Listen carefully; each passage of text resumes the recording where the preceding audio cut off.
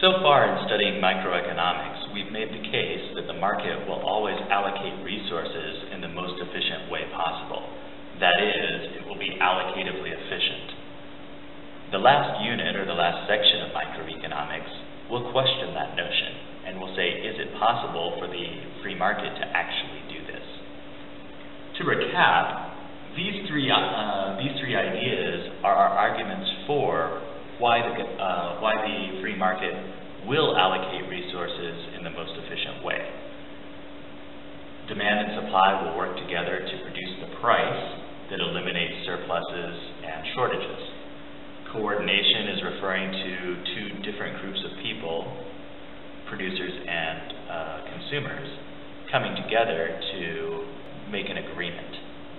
Incentives refers to people acting in the manner that is best for them. All three of these work together, goes the argument, to eliminate inefficiency so that we're producing the things that we want the most of and not producing things that we don't want much of.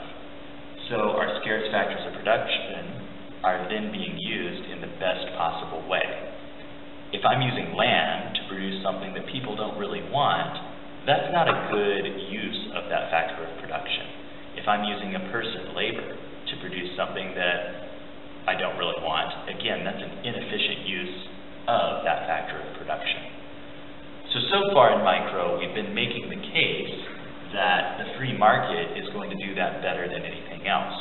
Our last unit of micro, in fact, suggested that government intervention is going to get in the way of those free market principles, those free market forces, and is going to keep demand and supply, the market, from allocating resources efficiently. Well, we're going to question that now and say, well, maybe the free market isn't going to do this as well as we thought it would, so maybe there is a need for some government intervention. We need to introduce some new terms. Let's talk about marginal social costs, that's one term, and marginal social benefits, that's another term. The word marginal in economics, it means doing analysis by adding one more to your analysis. So, marginal analysis would say, okay, well, how much do I enjoy eating one bag of popcorn? Okay.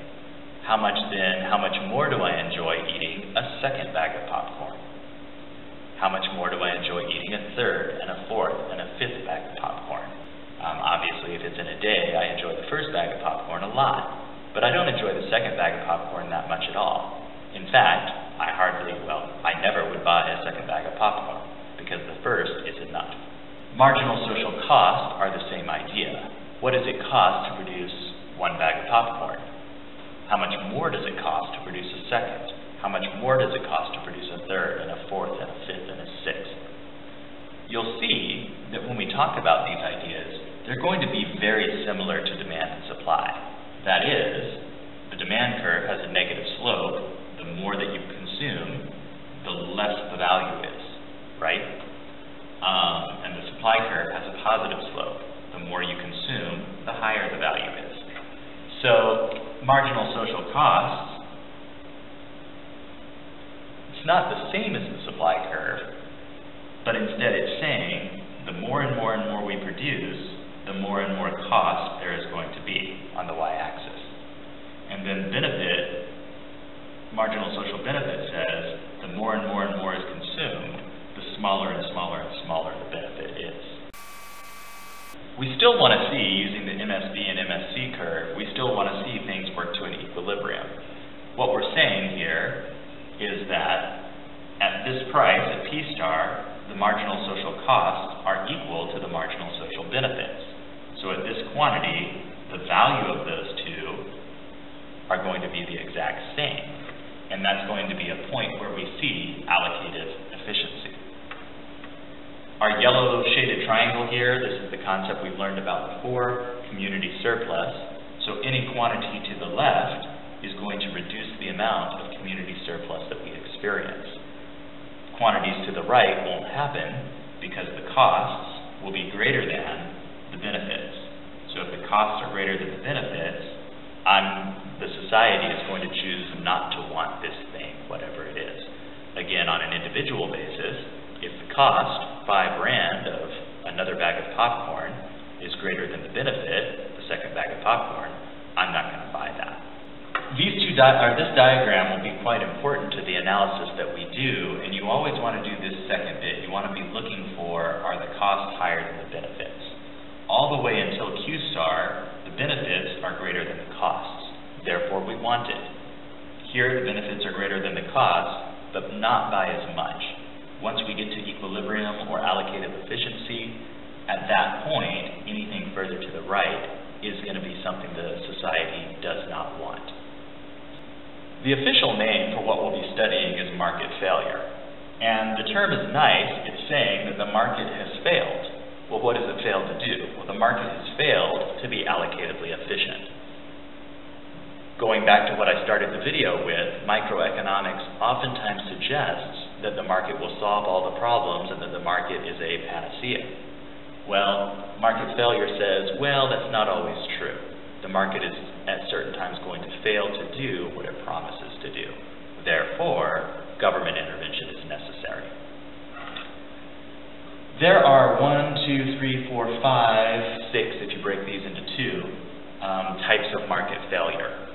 We're going to spend most of our time studying these top two, but it's important you understand that the rest, these other four, do also exist. And they're not less important, it's just that it takes a lot more to understand what's going on with these first two. I'm going to do a very brief run-through of these six. We'll spend more time with each one later on. To understand the first two, we need to understand what an externality is. And an externality is a cost or a benefit to a third party. So what we mean by a third party is if I'm buying something from a second party, I'm the first party, they're the second, then the third party is someone who is not involved in the exchange between me and the second person. So, for example, when I buy a car, I'm the first party, and the car dealer is the second party. The third parties are everybody else who isn't me or the car dealer, even other car dealers or other people who own cars. And the cost to them is maybe the air is a little bit more polluted because I'm driving some, or there's a little bit more traffic because I'm on the road now. So that would be a third party. Externalities can be both positive and negative. The positive ones, even though they're positive, are just as much of a problem as the negative externalities. For example, if I go get a flu shot, the two parties are myself and whoever sells me the flu shot. The third parties, however, are just as important. That's you guys who aren't going to get sick because I don't get sick. Because I got the flu shot and stayed healthy, I didn't pass the disease along to you. That would be what we call a positive externality, but it's the failure to see the positive externality or the failure to see the negative externality that is the problem that we see with market failure. So our 6 market failures go like this. These two, merit and demerit goods, are based on the existence of externalities. That's why I grouped them together. The market failure is the failure of the market to produce enough merit goods. So the market failure is the under-provision or the under-producing of merit goods. In other words, the market doesn't make enough of these. The market failure of demerit goods is that the market produces too many. So it's the over-provision of demerit goods. That's our second market failure. These next 4 are just as important, but you can kind of just know the definition and that will, for the most part, take care of it. Lack of public goods, these are goods that the government has to provide. So it's a market failure because the market fails to provide things like street lights, the market fails to provide things like roads or police services or anything like that. And the government has to provide these. So the market fails to provide them, therefore it's a public good, that is, the government provides it. The word public in economics typically means that the government is doing it. So the lack of public goods is a market failure because the market simply doesn't produce it. We'll talk about why later. Information asymmetry is when we look at demand and supply, there's this idea that everybody knows everything about the market. Well, most of the time that's not true. Usually somebody, oftentimes the producer, understands the market much better than the consumer does. So the because they understand the market better, asymmetric just means that they're not the same. Because the producer understands the market better, they're able to take advantage of the consumer. It can also happen with the consumer as well. The consumer can understand the market better, therefore taking advantage of the producer. Monopoly power is a market failure. It's a market failure because the monopoly has so much power that just like we argued that the government won't allow demand and supply to work fully, the monopoly isn't going to allow demand or supply to work fully either. One note on this is going to be something that we talk about a lot for HL students during theory of the firm. So it'll be a while before we get back to this, not until the end of the course. It's important we understand that when we say monopoly power, lots of firms have monopoly power, not just monopolies. We'll get more to that later on, but it's important you understand that whenever a firm can affect the price of a product, that is, they can set the price of the product, they have some degree of monopoly power, and that's a market failure.